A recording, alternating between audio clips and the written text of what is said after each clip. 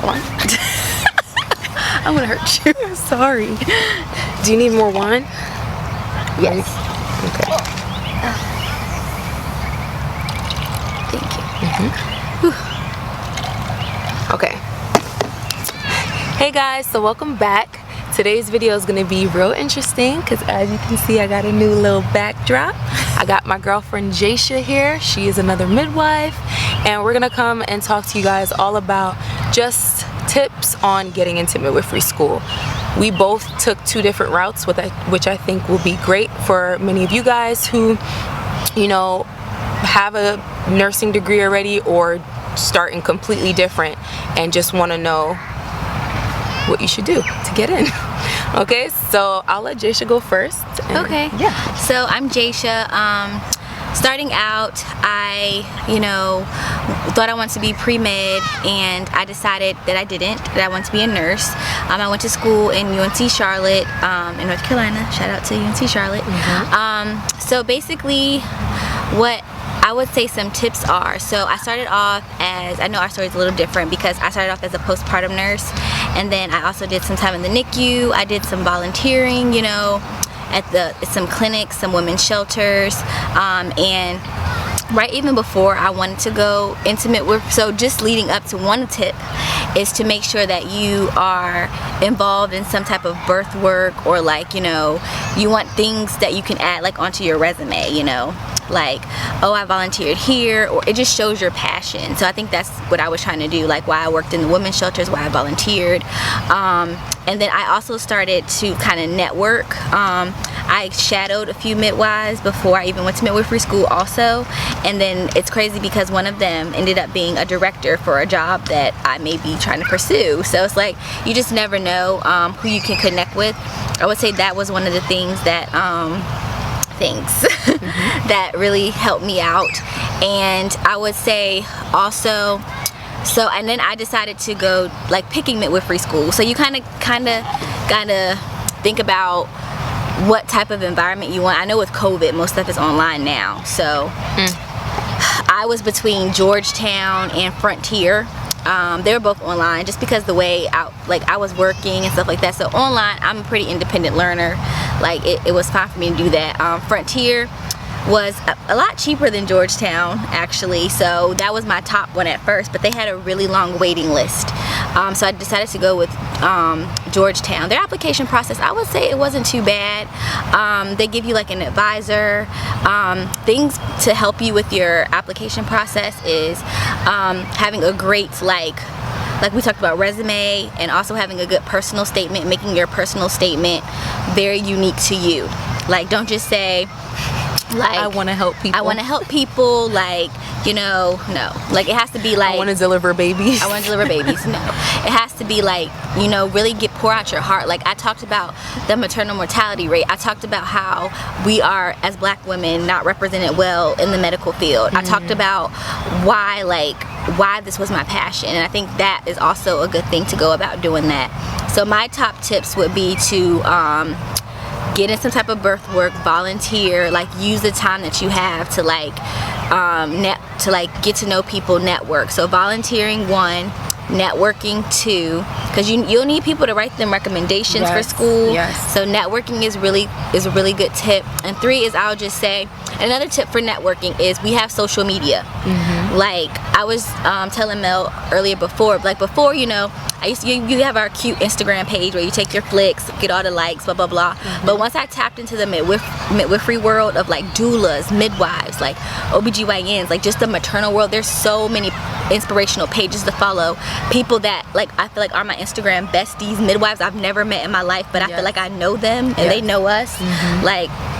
So like I said, use your social media for to your advantage. So what kind of nursing job did you get into? Because you said that you worked as a nurse. Oh yeah. I said I was a postpartum nurse, and I did a little bit of NICU. I never actually had L&D experience because when I got accepted into midwifery school, I couldn't do midwifery school and like become an L&D nurse. So I don't want that. So for some people that if you don't have L&D experience, I feel like that's a myth. Like so many people, it's a myth. like, oh my God, I have to have L&D experience. Girl, how about I had no nursing experience at all? Okay. So I had no L&D experience. So like you're going to school to learn anyway. I mean, it could be. I would never knock it because it can be helpful, but I just don't want for people that never had it. Don't think it's an end all be all. Yeah, that it will deter you. Like, oh, I got to be an L&D nurse first before. So yeah. Okay, so for me, my story is a little bit different than Jaysha, and you guys can watch my, you know, how I became a midwife or why I became a midwife video. I'll link that in the description below. So Jaysha, she became a nurse first, and then she applied to midwifery school. I was a bio major in undergrad, and just like Jaysha, I thought I wanted to be a doctor and whatnot, but once I got exposed to midwifery and I don't know, just the passion and their, I don't know, personable nature, and just like how much they really want to partner with women, that was what definitely made me change my mind. So I interned on a labor and delivery unit from the age of 17, and then when I went to college and after I graduated, I was able to go back to that same labor and delivery unit once I knew I wanted to be a midwife. And I think that helped me a lot, especially because I didn't have any nursing background. So applying to a nursing program, I would definitely say if you have an undergraduate degree already, apply to an accelerated program, because you don't want to be doing 2.5, 3 years worth of nursing, you know, when you can do it in some schools even as little as 12 months have a 1-year nursing program. My school, GW, they were 15 months, so it wasn't too bad, and they had a midwifery school as well. And so I already knew if I'm getting into that accelerated program, there was no way I wasn't getting into that midwifery program. So what helped me on my application, I would say, was the fact that I interned and volunteered on a labor and delivery unit, because it just shows that you clearly have a passion. You're using your extra time to, you know, be in that field and just get exposure. Also, I think what helped me, which is weird, but I just think that having something interesting that will help you to stand out. On every interview that I went to, they made it their duty to bring up the fact that I was a content creator on YouTube, and they, you know, wanted to know, like, oh, tell me a little bit more about that. How do you feel like that would align with, you know, your passion for midwifery? And I was telling them, like, the day and age that we live in now, it's just social media. I feel like it's really important to have an internet presence, and I definitely plan to start, you know, incorporating reproductive healthcare content on my YouTube and just educating people on the benefits of midwifery. So that was like something that sold. One of the schools I applied to downstate, the director, she literally like accepted me on the spot, because she was just like, yeah, you can redo our welcome online midwifery video or whatever. So just staying true to you. Like, I didn't feel like I had to go in there and literally say, you know, I was shadowing the, I don't know, the American College of Nurse Midwives president, and, you know, no, I just was honest. Like, of course you want to help people, but it has to be a little bit deeper than that. There has to be something that literally draws you to the profession, not just delivering babies. So just like what Jaysha said, speaking highly of your, speaking really diligently about your passion in your personal statement will definitely help you. She talked about like the maternal mortality rate and all that type of stuff, and advocacy. I think that's really important. I also talked about mission work that I did. I went on like 3 or 4 mission trips, and during those mission trips, I was able to, you know, shadow and work with some of the OBGYNs or just like the women's health care provider. So those 2 things I think helped me. I also would say apply to multiple schools, especially if you don't have a nursing background like myself. I applied to like 5 schools, I believe.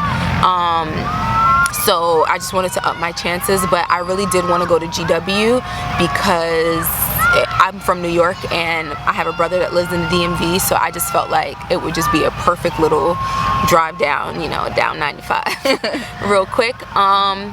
But I just think this is a great time for people that are interested in midwifery, because y'all see what's going on, especially in the Black maternal health care world. Definitely. It's so many people dying. There was a girl just the other day from New York. I think her name was Asia Washington. She was 26. She went in because she was having blood pressure issues, and they didn't give her any medication for 2 days. 2 days. Like, where they do that? And it's just becoming, it's really sad. And so that's why it's like we need people that are passionate about the field. Like, and I've seen this meme. It said you can't say that you can't say black.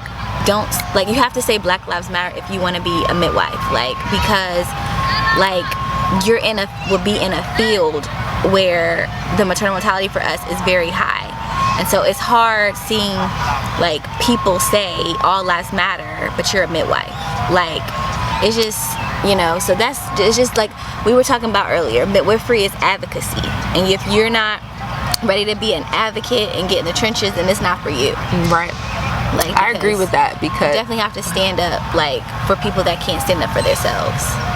Yeah, I agree with that. I feel like what she was saying, like, wow, like the Black Lives Matter, I feel like when it comes to your provider, ultimately, if you look on any survey that's done, people like care and appreciate care from people that look like them, or people that they feel like they can relate to. I think that is super important. Instead of like going out here and saying, oh, you know, we want to do, you know, these cultural competency workshops, and, you know, we need to talk about racism. And no, my thing is, if you want to kill racism or you want to make change, you need to enter these fields. Us as two new Black midwives coming into the game, that's how you make change, because we're gonna care for those Black people. We're gonna care for everybody, because that's just how most Black people are. But at the end of the day, we're gonna be the people who are literally caring for those who don't get proper care. So yeah, and this gonna be a greater time for people to enter this field. We just the other day, a veteran midwife in the game, oh my gosh, just opened up the first accredited direct entry midwifery Black owned school, Black owned. It's called Common Sense Midwifery School. Hold on. And it's Janine, is it? Hold on. Janine Joseph? Common Sense Childbirth Midwifery Programs. Midwifery School.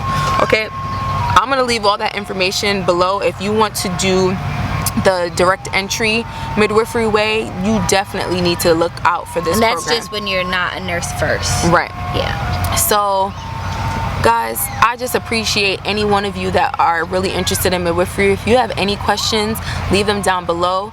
I'm gonna put Jaysha's Instagram handle right here on the screen, so you guys can DM her, ask her any questions as well.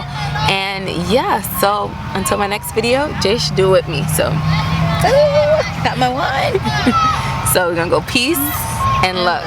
See you later. Bye.